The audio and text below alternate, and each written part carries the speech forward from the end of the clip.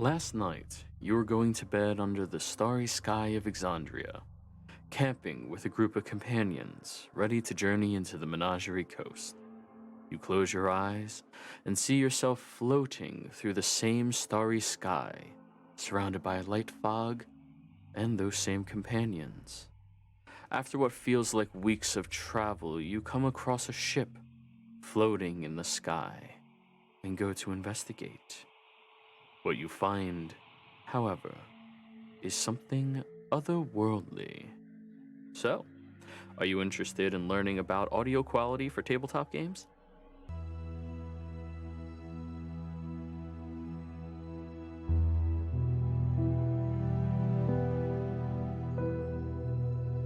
Welcome to the second installment of the Intro to Tabletop Streaming in 2021.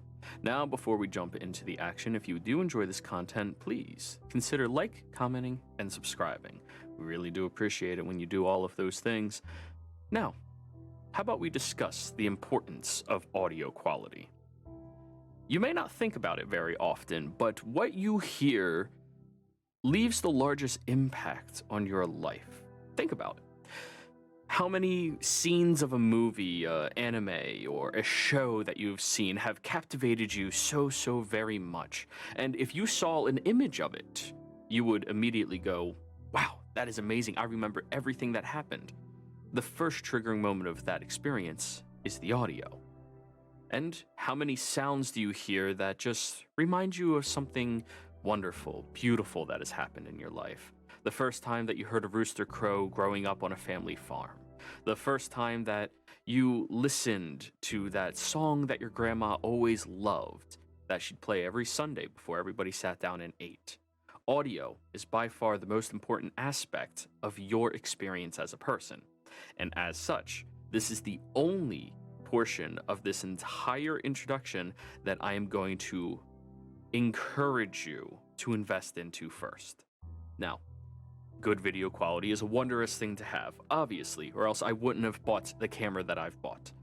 However, good audio was the first thing that I invested in. And think about how many different streams you've experienced where people's audio has been, well, let's admit it, crackly, broken, short, uncomfortable, or tedious to listen to. Now, tabletop streams in general, the audio narrates the experience of everything that you're going to do. It tells the story. It is the experience. A battle map can help visualize exactly what's going on, but the description sets the mood. It's what attaches you to the overall experience. So, if you are looking for the cheapest and best possible way to get top-tier audio quality, I'm sorry, but with all of my experimentation and all of the microphones that I've purchased and tried over the past 5 years, I have to tell you, invest. That is the only thing that can really save you. Now, you don't need to spend $600 on a newer microphone that is the top brand utilized by voice actors. And you don't even need to purchase what I have here, the Elgato Wave 3. Though, if you want something that is an easy program to utilize, comes with its own software so that you can synchronize your audio quality, adjust the volumes very easily for what you hear and what the viewers hear, or your fellow players, well then, it's a fantastic microphone. But at $150 minimum, let's be real, it's harder to get it at that price than it is to buy a brand new one. I highly recommend that you invest into something a little better, or a little easier, or more budget-friendly. The first thing I can tell you is there's a handful of brands that you can trust. Blue, fantastic brand. Everything that they have released throughout time has been relevant towards the time that they released it. Keep in mind, I said relevant towards the time that they released it, though. You don't want to get yourself a Blue Snowball, where the audio is okay, it's decent. You can have a decent enough experience with it. However, if you get one of the newer microphones, the Blue Yeti, its audio quality is significantly better. USB is the best way to get into the market as well, but one thing you do have to consider is how loud your PC is. When you plug directly into the PC, sometimes you pick up those minor vibrations. That's why USB microphones are not favored among many voice actors or people who utilize their voice for their craft of business, like myself. Now, I am using this USB microphone. I don't want to be hypocritical at all, but my computer is quiet enough that it leaves no lingering effect. I made sure that I built my PC with that in mind when I did that. If you're looking for something that is a little bit more high tier, but can be slightly more expensive, you can consider getting yourself an AT2020 microphone. That is Audio-Technica 2020. It is a fantastic ribbon-based microphone. You can get yourself the XLR, and XLR is just a fancy thing that says you need to plug it into a battery source in order to utilize it into your computer. It is much quieter. Its quality is significantly better than the Waves microphone upon just plugging it in. However, you're still going to have to put it through different little programs. And speaking of little programs, why do I not take you through Voicemeeter, the program that I would be utilizing if it wasn't for me having this Wave microphone already? Okay, so I may have lied to you a little bit. We are not going to be using the Voicemeeter program, as the paid version is honestly the better one, and we are going to talk about the most budget-friendly thing once you already pick up a microphone as to what you should do. So, if you are utilizing Streamlabs OBS or regular OBS, the best thing you can do is get yourself a add-on called Reaper. Now, I will leave a link to Reaper down in the description below if you need a tutorial on how to link it up into your OBS and set it up as a usable program. It is an add-on from a third party, but it is wonderful, it is safe to utilize, and it's something that I utilize in my own personal setup. So, I figured this would be the best way for me to go over a few key things that you want to note. As you can tell right now, you are listening to me speak from my microphone that I already have pre-recorded. But if you give me a second, I'm going to switch over to a tutorial microphone so that you can hear exactly how you should adjust everything. Okay. Yep. So you should definitely hear that this microphone is a lot different. I'm going to try to speak a little more softly so that we don't peak as much. As you can see down below, this bar, as it gets into the yellow range, that is a good solid volume for you to hear me at. As it peaks into the red, that is stretching and straining a little bit to the point where it may actually be bothersome to the individuals who have to hear and listen to this. So I will be mindful of this as best as I can be, and I will try to walk you through the proper steps to make sure that you can hear me, but set it up so that you can have a nice, clean, crisp audio. So you go down here to the little settings once you've already installed Reaper. Once this opens up, you'll be adding in filters. Add a filter right there. And you will see that there is a number of different filters that you can all get in. VST is going to be the plugin that we select. Done. This adds in all of your voice audio interfaces connected with Reaper, so you'll be able to choose specific plugins that you want to be able to utilize and to set yourself up with. So let's move this a little bit out of the way so you can still see my face. Hi, there's my face. So first thing I always like to do is set up a gate. Now everything in here is labeled RE first, REA, for the Reaper program, followed by what you're actually going to be messing with. Now, this is specifically for tabletop streamers, so keep in mind the things that I'm telling you to set up works great for tabletop, but it might not be the perfect audio setup for people who are live streaming, playing games, stuff like that. This is more meant for an interactive type of experience for individuals. So we're going to go over here to the Re-Gate standalone and open plugin. Now let's move that over to here. As you can see, it's spazzing out a little bit because it's still listening to my Reaper plugin from the other program. So let me just take note of everything, how it looks over here, and close that so it can become a little more normalized for you. So what you see right here, this little bar, it'll actually look like a dragging little object. This is how you set up your noise gate. So it does not allow certain noises of a threshold to come in. So when I am quiet, like this, you can hear my breathing. You can hear any environmental things that are happening all around me. What you want to do is let everything stabilize and move this up until you no longer see it is triggering just from being static. So look down here at where the tutorial is. A little higher. Okay.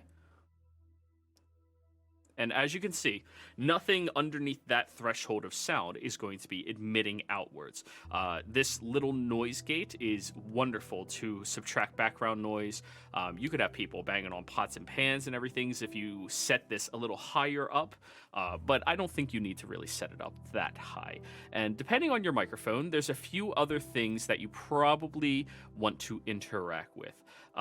Over here in envelope, you see that there's the attack, the hold, and the release. The attack is how easy it picks up your audio when you start to speak. So for me, right now, it is set to at 3 milliseconds after I begin making noise, it will begin projecting. Personally, I like to make sure this stays closer to about 5 milliseconds for myself, because sometimes when I speak, I breathe beforehand, and it'll at least pick up that the microphone needs to activate and start listening more closely to me. Next, the hold is at what millisecond do you want it to maintain itself as open and possibly open more or open less after a period of time. I recommend you don't touch this. You can experiment with it if you would like. You probably don't need it though. Lastly, you have the release. How many milliseconds pass after you are done speaking or audio is playing through before it cuts off? 100 milliseconds is a good base for it to start at. You can tinker around with this, lower it a little bit, so it cuts off your audio a bit more quickly, but be incredibly mindful. If you lower it too much, it might cut off just because some of your words are a little quieter, and you might be changing your voice. Since this is a performative thing, you don't want this to cut your voice off a little too early. So keeping it at 100 is pretty good. Personally, I like it above 100 for myself, but that is also because I fine-tune other aspects of my microphone. Other than that, if you look over here at the output mix, this can affect, how do I put this? The warmth of your voice. The wetness can relate to exactly how rich the voice can sound, and the dryness is how unfiltered, unedited it has. Typically speaking, I don't mess with these settings very much, but you can mess with them for yourself. I am a performative person when I speak, so I change my voice very often based off of the characters that I'm running with. You might not do that for yourself, so you adjusting all of the wetness, the dryness, the noise even, can impact your games in a very positive manner. Just for me, myself, I don't personally utilize that at all. So, this is the first filter you want to have on. Once you have everything done, just go ahead and click X. I will move this back over here. As you can see, we have our first filter right there. Now you're going to add a second filter. This is what I personally like as well. Again, VST plugin. You can name it something different. We're going to name it EQ because that is what we're going to be messing with, the equalizer. So we're looking for re-EQ standalone, and boop, let's pop it out. Did it pop out? It did. Okay. It popped out on one of my other monitors. Sorry about that. So yes, let me move this back out of the way. As you can see, nothing is showing up over here. That's probably because my other microphone is currently picking up everything by itself. So let's close that. Close. Open. And hello. Hello? Hello. Why is it like that? Oh, yeah. That's right. So you want this to be set to band.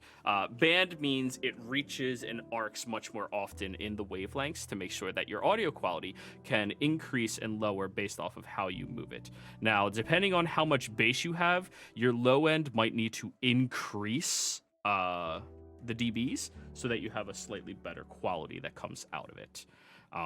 And right now, as I raise it up to here, you can see that it opens up my microphone a bit more. It gets a little more loud, especially when I deepen my voice a little bit lower. It'll open up more. Your mid passes are your mid tones that come across from you. I don't know the specific words for it. I'm not actually a professional voice actor. I just perform with my voice on a regular basis. So for myself, I'm going to move this up a little bit so there adds a little bit of fluctuation to my voice. Now, I have a natural fluctuation to my voice that I utilize from years of doing this job. Other people who don't have that, they might not need as much, or people who don't do that might need a bit more fluctuation than I have. So the third pass, which happens around this range, you might want to drag up a little bit, which means move this one a little higher, this one a little lower, and you see how it rubber bands around. And depending on your voice as well, your high-end tones, that's the fourth bar over here, you might want to raise or lower depending on what your voice sounds like. So as you can see, when I move it up a little higher like this, I can use a little bit softer of a voice and it comes through perfectly clear and it has that bit of fluctuation that sounds a little natural to it. However, if somebody has a natural voice like that and they want to cut out those ends, they might want to change the type that is happening over here from shelf to band as well, so that it curves and arcs downwards. The two on the end having a different type is really what's most important. And I can't really go over specifically what all of these do. I'm not a professional audio engineer. Hopefully in a video in the future, we might be talking to one of those who can better describe the importance of all of these different options. But from all of my tinkering and years of experience, these are the settings I usually set up with in order to have the best audio quality for myself. Now keep in mind, I've been doing all of this just from my naked ear. The next thing I'm going to do is I know I'm going to have to lower this significantly. What? Yep. Test yourself. See your limits. You want to make sure that your limit is never pushed into the red. Doing that, again, is a peaky thing, and people don't really appreciate when you peak their eardrums. So, see? What? Yeah, test your volumes of what you utilize inside of your games. So, since that's good, we can look at this one right here, check the curves. One is set to 100, 6, 2. This is set to 2. This is 4.6 and 2.4. So let me go over to my actual audio now. This. Go into my filters. See, I already have my filters set up much in the same manner. So let's look at my gate, close it, open, and see how close we were. Oh, I added a bit more natural gain into my filters. 5.6, not bad. 4.6, okay, so I should have added in a little bit more than that because obviously this is better sounding quality than the other one. And I moved my high ends much higher before I peak them off. Again, you're going to have to experiment with this a lot more than what I currently just did. I was just trying to show you a quick example of how to set this up. And a short little explanation. If you have any other questions, don't hesitate to reach out and let me know. I can answer anything for you that you would like. And yeah, so how about we go back and discuss a little bit more about your options for different microphones to be purchasing to start live streaming. So let's go over the different microphones that I would recommend in 2021. So each of these microphones, as a heads up, I have personal experience with. Now, I have personal experience with many more microphones. I went through a phase where I purchased as many budget-friendly microphones, cardioid, super cardioid, all of them out there that I could get my hands on. And these are the ones that I've settled on that I personally like, or ones that my friends have purchased who are also content creators and whom I have helped set up and felt they had similar qualities to ones that I personally like. Now, out of all of these, the only three that I still own is my Wave. This is the Wave 3, but the Wave 1 is still perfectly fine. My AT2020 microphone and the Blue Yeti microphone. Now, let's go through each of these and I will explain to you why each one of these should be an option for you. So, as you can see, the first one I'm bringing up in no particular order by any means, is the Blue Yeti X Professional Condenser USB microphone. First off, as far as USB microphones go, this is the probably second best quality one I've ever experienced.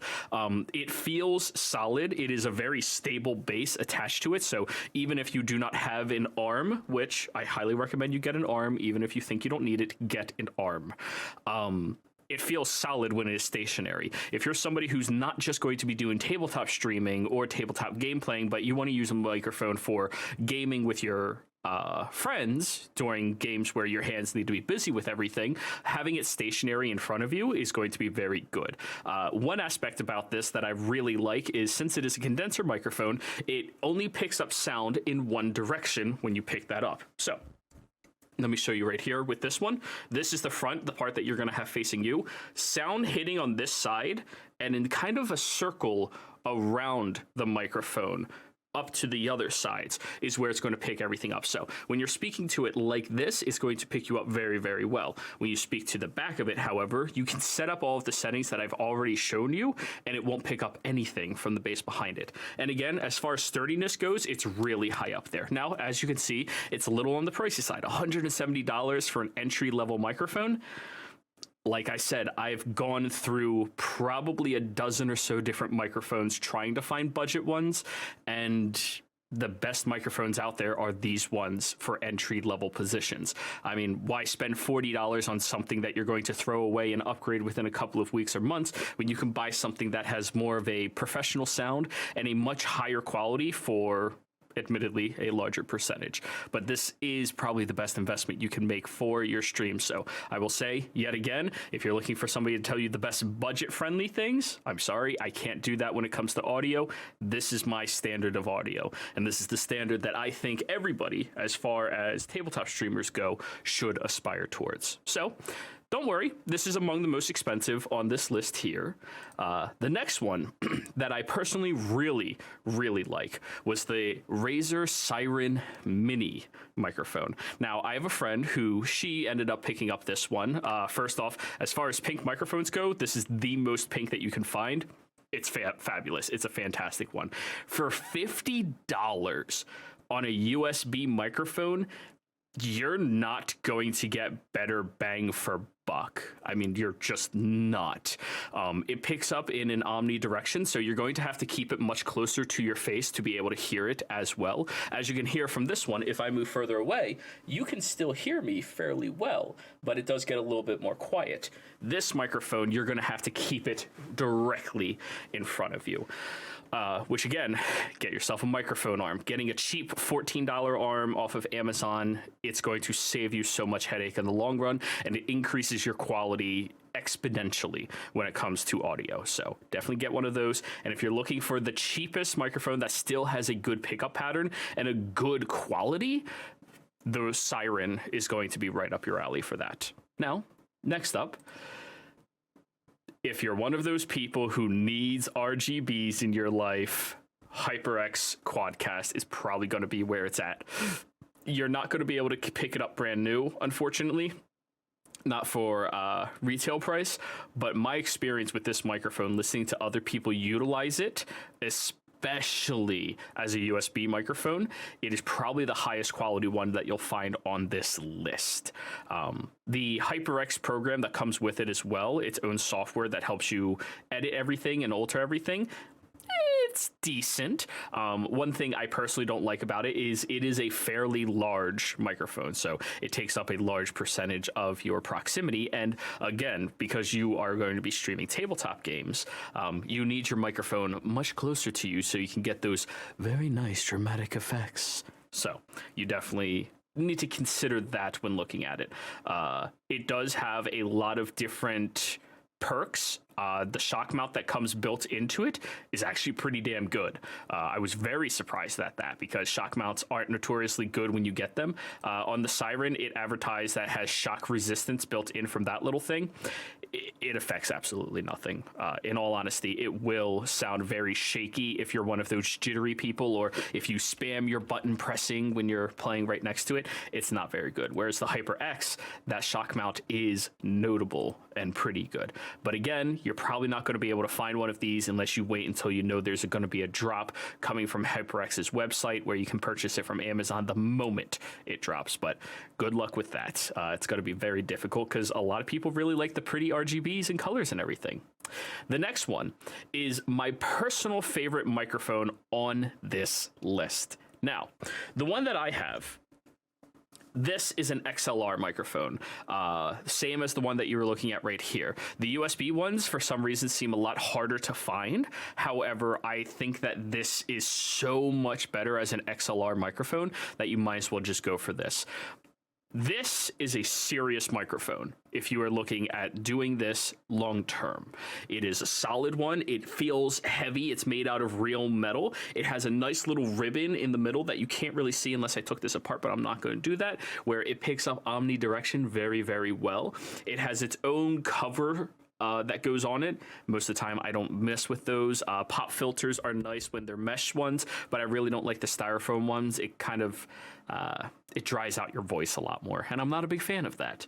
But this microphone, for anybody with a little bit more bass to their voice, and for anybody who's willing to put in hours of effort trying to tinker to get that absolute perfect quality that you can find, this is going to be the best one on this list. And out of all of the ones that I'm showing you, it is by far the oldest. Audio-Technica is a company that you can trust. It has been in the music industry, they have been in the audio engineering industry, and now they are all over the place when it comes to live streaming industry. They know audio very well. This is by far my favorite microphone on this list. The only reason I'm not using it is because the games that I run, I'd rather have the program that comes with the next microphone we're going to be discussing, the Wave.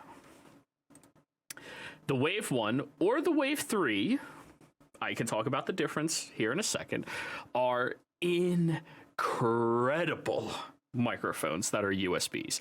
Now, although its quality is not exactly as high as the HyperX, in my opinion, upon plugging it in, the software that comes with it is unrivaled.